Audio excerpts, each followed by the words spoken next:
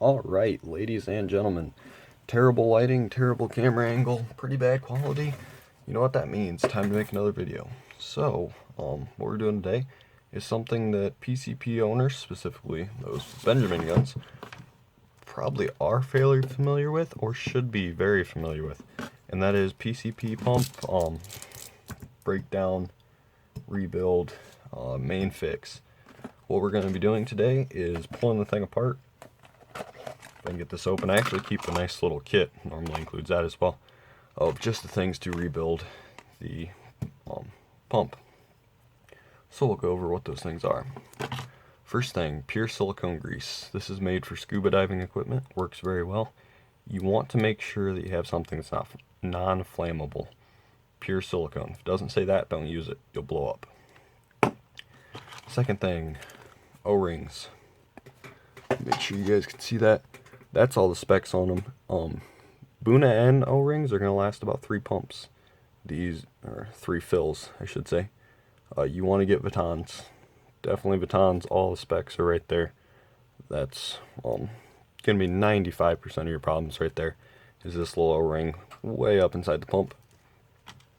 I have a little O-ring removal tool that I built out of a paper clip. I don't normally use that. I actually normally just use a knife. When I take these O-rings out, the O-rings are done for anyway, so it doesn't really matter.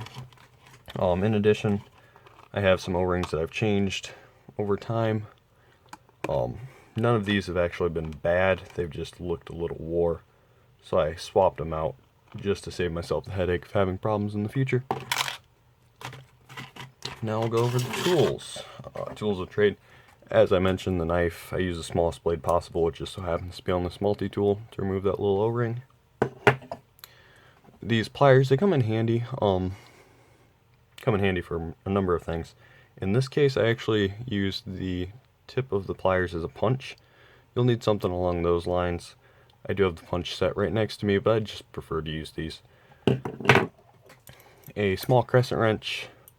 Not entirely necessary if you do have the other 2 tools, which I'm about to show you, which is a big crescent wrench and a set of channel locks. Using these, you are going to need microfibers. These aid in removing the old lube, applying the new, and also to make sure that you don't mar up the surface as you use those channel locks on this fine aluminum here. You can probably see I have a few marks in it already. You know, just some of my own stupidity there. So, breaking this thing down. Mine's going to look a little bit different than yours because I put an O-ring right there as a little bit of a bumper.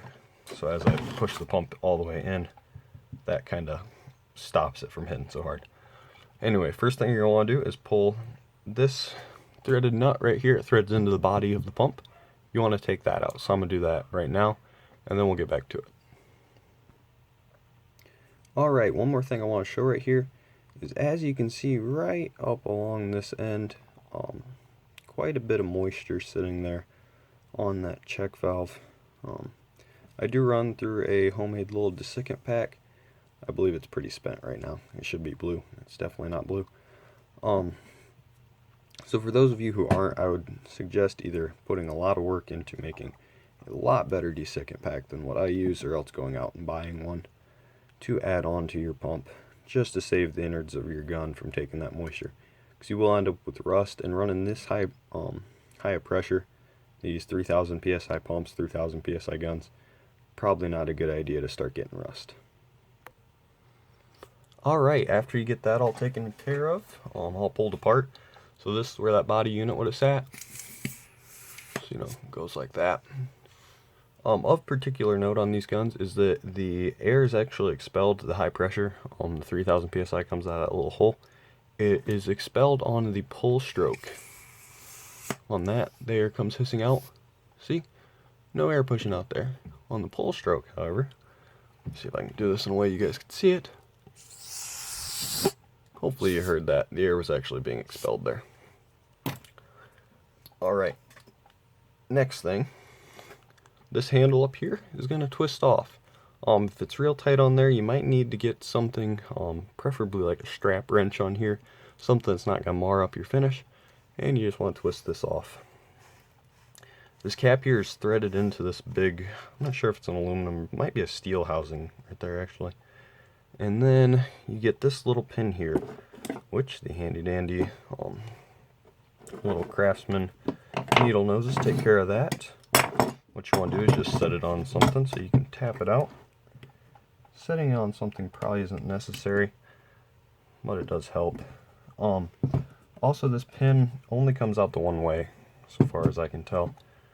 If you hammered it hard enough, it would probably come out either, but best not to chance it. And there's your little pin. One thing I found is that everything up in this region of the pump gets really dirty. I only use that pure silicone grease, which you guys will get to see in a moment.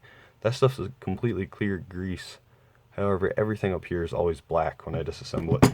So I'm not sure if that's something that I'm doing wrong, something's getting too hot in the process, or what exactly is going on there. But it is always black up in that area. What I always do is I take them using my dirtiest rag that I have available, something really absorbent, terry cloth or something along those lines, rather than wasting the awesome properties of my microfiber so early. As I just take all that nasty grease off. First with that, cascade over to my dirtiest microfiber, and then get it really clean. And then toss it in the parts bin. Alright, then on and up. This handle comes off, same thing with that. I will do a little more detail work on this just to get that hole cleaned out, make sure I'm getting all of that extra dirt, dust, grime, nasty oil off there before I reassemble it. Have one more nut here to pull off before this metal tube will come off. So I'm going to do that, and this is going to be a little bit of a difficult one to get off. I'll use the big channel locks on this nut here, and then I will most likely have to use, the big crescent wrench on this nut here, and then big channel locks on the tube. Okay, I didn't actually have to use the channel locks as I was suspecting that I would. The crescent wrench along with the microfiber and my grip were sufficient. However, if you were to use the channel locks in this case, what you want to do is you want to take that piston and hold it up. You want to take your microfiber and double it over just as many times as you can. Probably shoot for 4 or 5, and then latch your channel locks onto that, not directly onto the pipe. That's going to save a lot of your finish, a lot of those little nicks, and you can still get a pretty good grip. Microfiber, when it's under tension, is actually some pretty stiff holding stuff. You just got to get enough tension on it, which I obviously didn't there. Let's see if I can give this one more shot. Anyway, it holds up pretty well that way. So that's what you would want to do. Twist this the rest of the way out. And then your whole inner workings of the pump come out of that outside sheath. A little difficult there at the end. We'll set that aside for now. And then get over to the workings of this. This is all threaded at both ends, so we'll get to pulling this apart. Now, before I go any further, I should note that it's probably a good idea to wipe all the grease off this. For you, it might not be a big deal, but having the grease still on there, it will like to pick up a bunch of grit and stuff, which when you go to wipe it off later, could lead to some like scoring of this, which of course you don't want. For me, it's a big thing because I don't want my hands all nasty as I'm messing with the camera and such. And also, this is my work surface for my laptop, all my paperwork and whatnot. So of course, I don't want the grease laying around. Anyway, once you get all that grease wiped up, make sure you get both ends, all the little ports and such. What you want to do is go down into this end. This would be the end sitting upright into the base of the pump. You want to unscrew this. If it holds up tight, what you can do is grab onto that, which may or may not work. Mine is actually moving. Yeah, I guess that is. That one does move. That's not the one you want to grab, my bad. You can grab this one and see if it gives before the one on this end would. If that doesn't work, you're kind of on your own trying to figure out a way of gripping this without messing it up. This bolt here, normally not an issue in that regard. It'll normally come out fairly easy. And then what that is actually threading into is this little guy right in here. So if you can't get them off, you can disassemble the other side first and then it turns into an easier process of getting that off if that's the case. And then right there was my special bumper washer, just to make so the pump doesn't hit so hard on the downstroke. I'm gonna wipe that off, and I'm gonna save that, being that that's not a pressure. Being not a pressurized O-ring, it's not of great importance that it's in great condition or perfect or covered in hair or nicked or whatnot. Then the little retention bolt, or retention collet maybe you would say, that goes onto the outer sheath. Wipe that up, and we will toss it in the parts bin as well. And I'm not sure that you guys can see this here.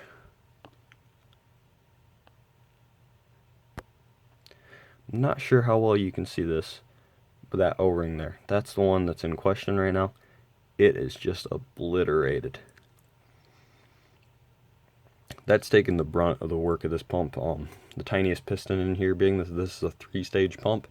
If you guys don't know what that is, there are actually 3 different pistons inside of what you would consider your normal piston, if it were just like a single-stage bike pump or whatnot. So this first piston pumps up whatever your first pressure is. I'm not sure if that's 200 psi, whatnot, that actually occurs between this piston and the outside sheath. And then it pushes the air inside where it gets pumped up higher, and then up into the final one that pushes it up 3000 psi before it goes into the gun. At this point, do take note, these two aren't threaded. Took me the longest time to figure out why this wasn't unthreading the first time I took it apart. It's because it doesn't thread. Pull that out, wipe it down, set it aside. Alright, once you get down onto these guys, these two are normally stuck pretty hard. I can actually get it today. You can probably see some scoring in there. That's from hooking the channel locks onto it. Didn't have the microfiber wrapped heavy enough. And then channel locks on this, twists apart. Be very careful with these. There's a check valve inside there that you have to accommodate for. And why I guess the check valve isn't what you need to accommodate for. The check valve is right here. I'm thinking these O-ring right here. He's pretty pancaked, so he's going to get switched. And then there are 2 of these little plastic washers. And they come out as well. Now I'm not real sure what these plastic washers do. However, mine are quite messed up. So I probably should at some point look into getting some new ones of these. But yeah, that O-ring there will get replaced. So I'll go over to my Boona end kit and figure out which one that is. Set those aside until they get cleaned off. Now then, that all being taken apart, you can pull this cylinder. Could have pulled this earlier, but I guess I didn't.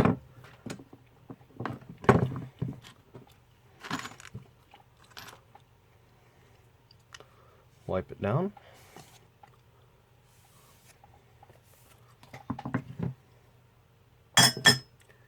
And let's get to what we're getting to. That little O-ring. Alright, now then, main purpose of this video. Replacing this little O-ring. As I said previously, this is going to be 95% of your problems with the pump. Some other things might wear out, but if you're taking the pump apart to replace this thing as often as this thing's going to break, you're going to catch the other problems and get those fixed before they actually stop the pump from functioning. This is what's going to get you. This is what's going to stop you. So we're going to try the O-ring pick first. Homemade O-ring pick, I should know. I've never done it without. It's probably not necessary, but I always do pull off this little plastic guy right here.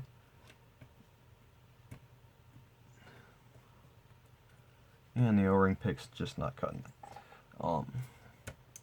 Very hard to get something to work on this small of O-rings, especially with as deep groove as this and double seal on the same groove. Just a difficult little system.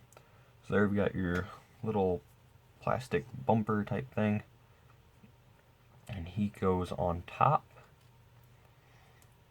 We're just going to leave it out for right now, because this all will be going back together real quick. And then our O-ring. I'm going to try to keep this in one piece just so you guys can see it. Let me get it wiped off.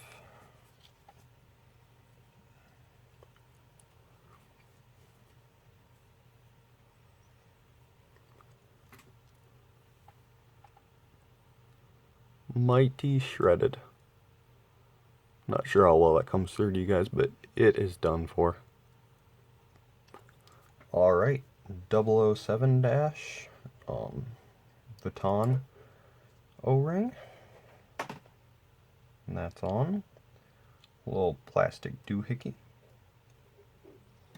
That's on. And then we go over to our grease. This here's Trident, pure silicone grease. A lot of the guys say that using other greases is a problem, being of course that they are flammable. It's a problem because of the heat generated by the pump, and that is most definitely not the case. Any of those things are going to have a flash point somewhere in 400 degree range. Pump's never going to get that hot, but what it is going to get is the pressure. As the pressure increases, you actually end up dieseling the other lubricants. Just like a diesel engine, the compression causes the explosion, not the heat. But you have it still apart before putting it back together. What you should do is you should clean up all of the old grease, just to make sure that if you had any dust or anything in the pump, that gets removed with the old grease. Now you can use a something like a gun cleaning kit, probably about 20 gauge pushers, whatever you want to call them, would probably fit pretty well down into there. What I'm going to use is I'm just going to push the pump itself. I'm going to use this inner rod, a couple of patches. Doesn't have to be too tight, just pushing for grease. And we're just going to push it on through.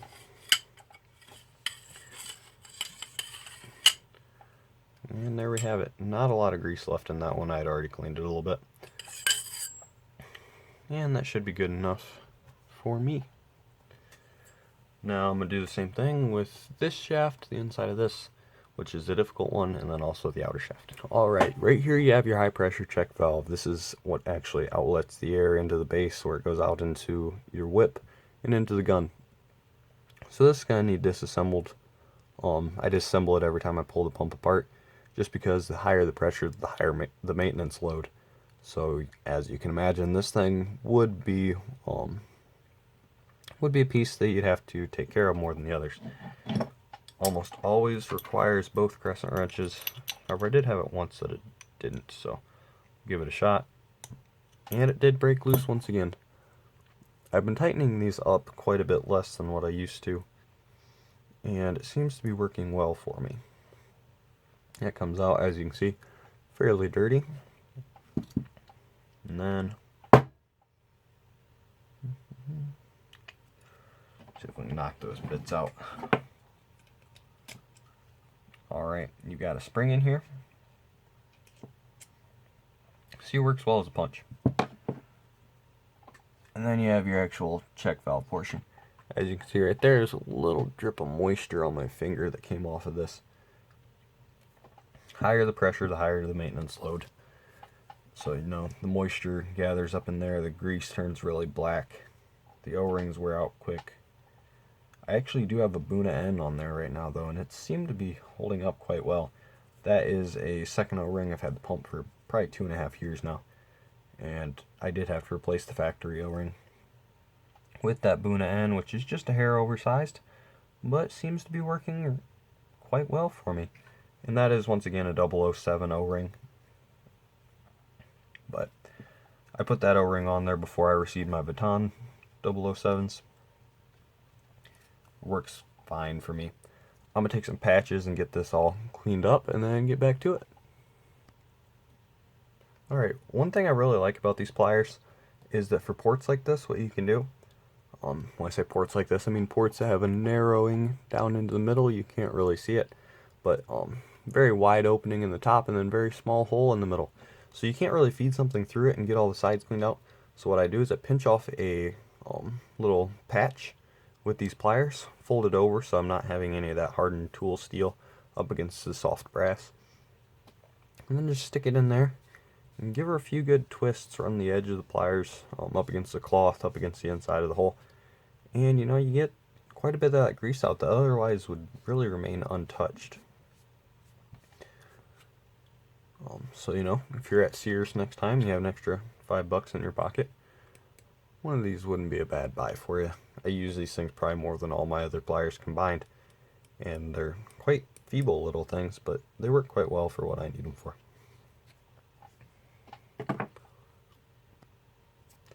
Alright, reassembly, just as easy as disassembly. If you forget which side these go in, easiest way to check is take your end cap. No threads.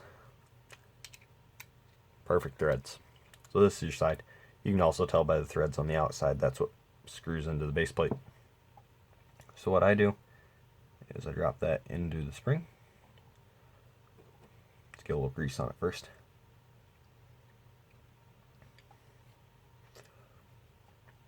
And you can either just drop it straight in, which as you can see it binds up a little bit on the way down. You can kind of finagle it down. Or else you can put it on the spring and then drop the check valve body down on top. Either way should work out quite well for you. Tighten this right back down. I go a little bit better than just finger tight on that. Use the crescent wrench to bring it down to snug. And that's good enough on that. That one, not as big of a deal with over tightening it, because you do have 2 wrench places to bring it back off. The rest of everything, finger tight, hard finger tight, that is, but finger tight and call it good. Alright, now then, reassembly process. Very simple. Silicone grease, very thin layer across all of these parts as you put them back together. Pay special attention to the O-rings. I know I already greased this, but actually in the process of cleaning the other, I managed to wipe that grease back off, so I had to start back over. I do like to be a little bit redundant on the grease. Thin layer everywhere, and then just a little bit into these ports as you push it back together, just so it has a little bit extra. It'll get pushed out the other side, and then we'll wipe it up. Reassembling this piece, not very difficult. Take your little plasticky washer type deals, drop one right there, and then new O-ring. This is a -010. I guess, yeah, -010 010, because I am replacing this O-ring. It was a bit flattened out. I'm not sure how critical that O-ring is. However, I do have a full O-ring rebuild kit, 30 different sizes or something like that, like 30 pieces each. So no, 10 to 20 pieces each, my bad. So I do replace the O-rings if I see that they're in misrepair. Those O-ring kits run you about $20. Plenty of uses. You wouldn't imagine how many times you use those.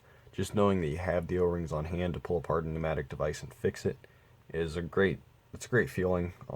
Nonetheless, saves you a lot of time, a lot of headache, a lot of expensive rebuild kits that you don't have to buy because you already have the O-rings on hand. And then this piece goes right back in there.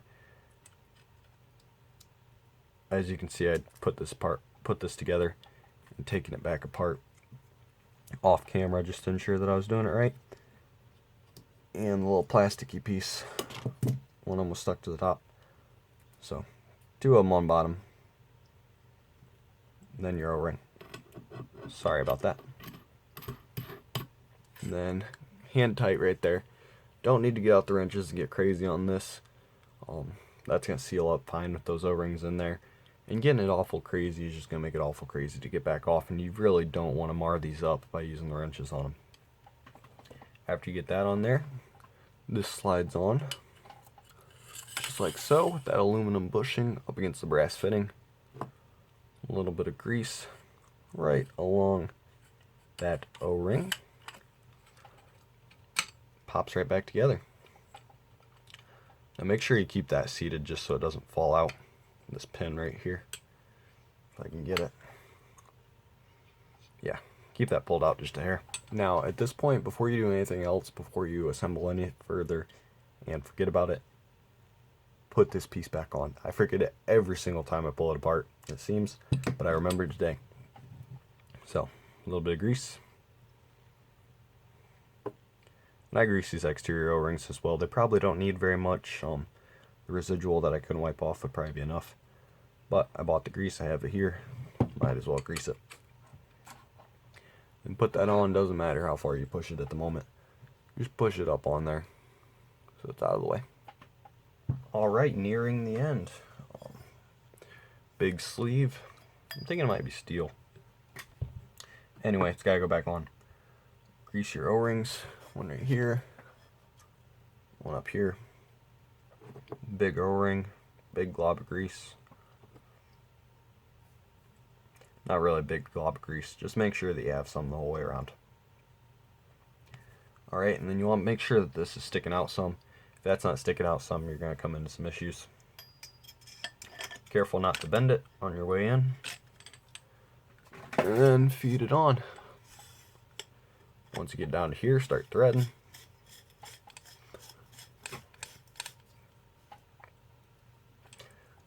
And we are golden. Alright. Coming down the handle end. Find your fancy little pin here. Make sure that that's all cleaned up. White cloth, just to show you how bad of a job you did beforehand. Actually looks pretty clean. I did a pretty good job.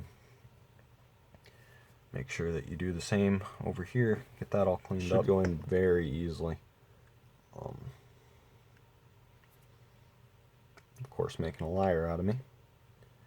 You might have a problem with one end of the pin. Yeah, and that's my case here. This end of the pin is actually a little bent over. I'm not sure if they intentionally brad that over or something. So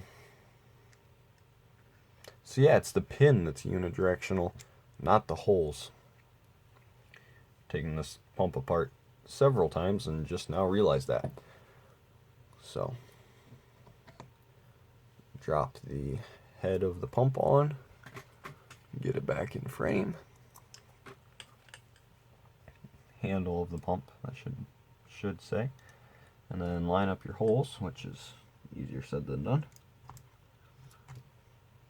And push it through.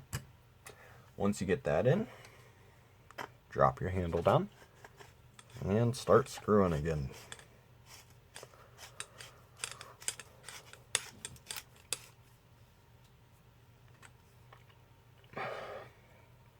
Alright, now you have your little inside chamber there. If you're being like me, you take a nice big fat O-ring right here and drop it over there. That's just so that the, if that wasn't there, these two right here, when I would push the handle down, these two bump. So I put that O-ring in there. It probably makes it so I have to pump more times. I don't really care. It softens the impact there, makes it a little more family friendly to pump up the air gun. Not as loud, not as much knocking.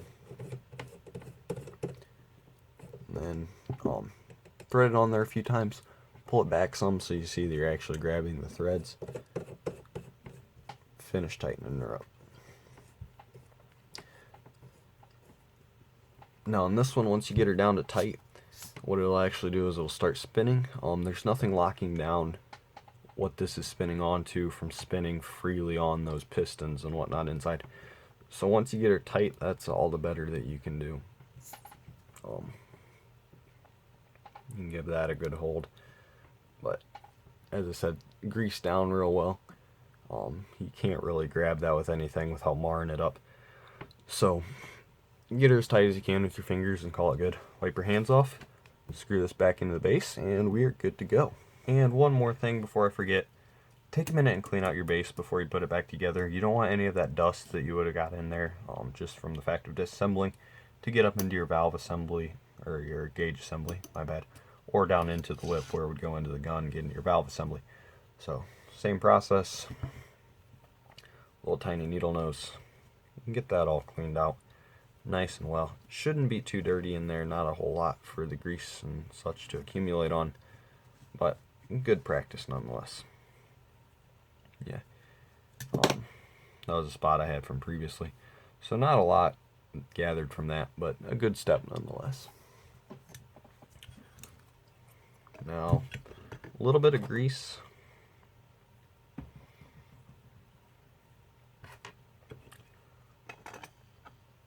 And back to screwing.